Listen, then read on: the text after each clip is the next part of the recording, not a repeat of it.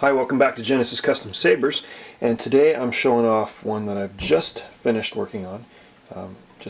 Doing some fine-tuning on it. It is the latest commissioned piece that I've been asked to build, design and build for a client. It's based on MHS parts that I've modified and machined to create a neck here and a brand new emitter. It's one of a kind. Any of my commissioned pieces are meant to be a one-of-a-kind saber that I'm not going to reproduce, so that the new owner gets something that's really special. And this was something I designed with the client. They asked for some design cues from other sabers I had done, the Kai Zan saber with some similar elements and a similar bar graph. The emitter is brand new. It's based on an MHS emitter with a copper powder coating, and I've inserted these rods into the windows. In a moment I'll do a bit more of a close-up so you can see the work. So each rod is matched and fills the channels in the emitter. Of course, it's got custom shroud work done here and here that's secured on. So this saber is suitable for medium dueling. You can bash these around because it is aluminum. If it takes a couple of good hard hits, it might deform. But the nice thing about the way I do my high-end sabers is this is removable. There are internal set screws here and here, and it's held on with partially with the blade retention screw, so it could be removed and changed.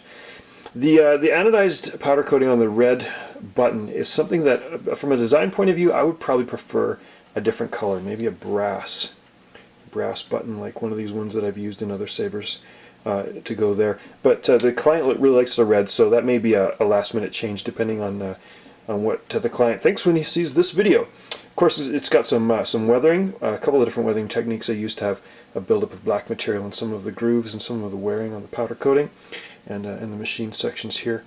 And yeah, that's the external of the saber. It's got the very latest and best inside, a crystal focus version 6.5 with color extender, a tri-rebel LED, red, green, royal blue for optimum color mixing on any of the fonts, and it's equipped with a rice port for real-time editing on the computer.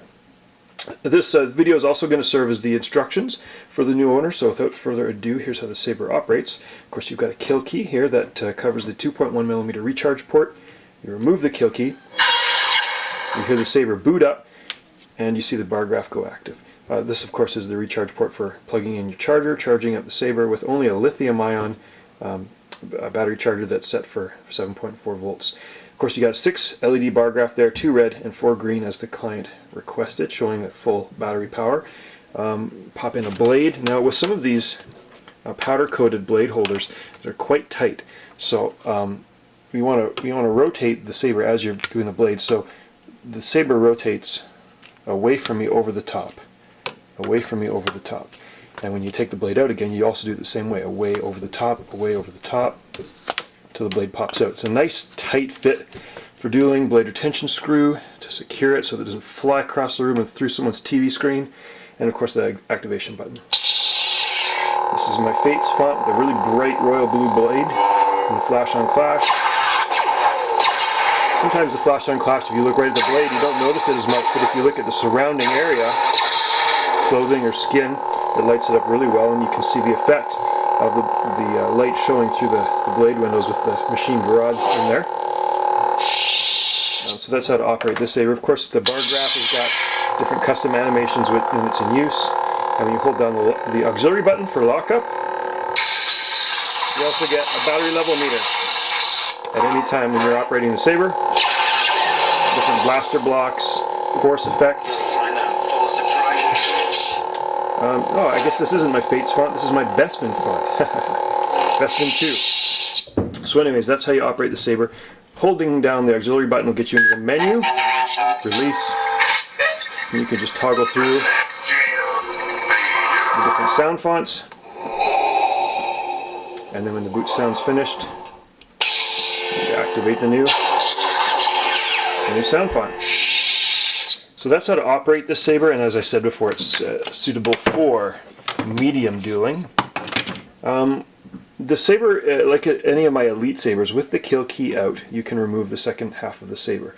Now, I always want to specify with the kill key out, because if the kill key's in and you try to turn it, you're gonna pinch the kill key and maybe damage the internals of the saber. So always got to be with the kill key out.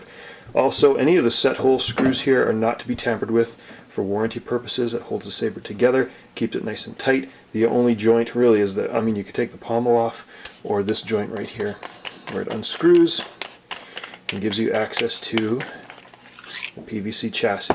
And as you'll see with this saber, it's got a core and horn style crystal chassis with a genuine quartz crystal and some brass and gold greeblies there, and it's lit with a green LED that right now is in pulse mode in standby. Of course, when you activate the saber, there's different modes.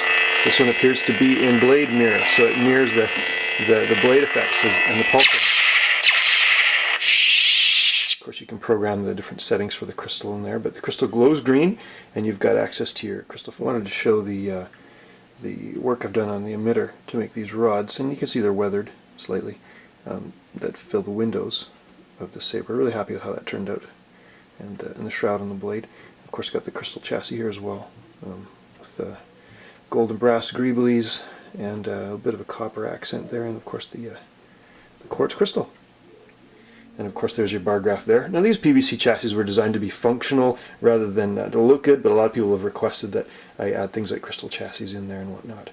So for this saber, when it's taken apart, it's much more fragile. You have to be very careful you don't break wires free or wiggle them. They're meant to stay where they're placed. When the saber's put together, it's very durable, but when it's exposed like this, it's not as durable. Of course, you could set it up on a display just so the crystal's showing like that if you wanted. The way to change the SD card in this saber is you pop the kill key in. Of course, you've got two ports here. You've got the recharge port, you've got the rice port. And that's where you would plug in your rice cable to connect your USB on your computer, and you can make real-time changes to the color mixing and the flicker and that kind of thing. But if you wanted to take the SD card out to change any of the sound fonts, of course the magic implement is a pencil. Pressure against the SD card. Hear it click. Oh, there we go, click. And it's now exposed, and I use a pair of needle nose pliers very, very gently, and I just remove the SD card like that. Plug that into the adapter, into your computer, and you can make whatever changes on the sound card you want to. Place it in again, a little bit of light pressure. It's clicked. Now if I want to test and make sure that I've got haven't messed up anything in the contents, I pull the kill key, and I get a boot sound, which means it's good. If I get a couple of beeps, it goes beep beep, means maybe there's a sound missing or something was done incorrectly. So anyways, that's how you operate this saber safely and effectively. It's another high-end, one-of-a-kind piece from Genesis Custom Sabers. Hope the new owner is pleased. And again, thanks for watching.